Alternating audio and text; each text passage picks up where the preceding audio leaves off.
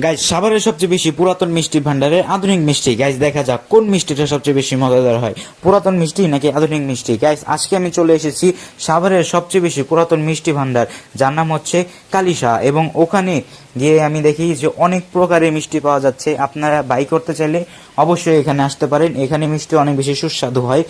আর এর ঠিকানা আমি উপরে দিয়ে দিচ্ছি। আর গাইজ এটাই হচ্ছে সেই মিষ্টি যেটা আমি ট্রাই করতে এসেছি।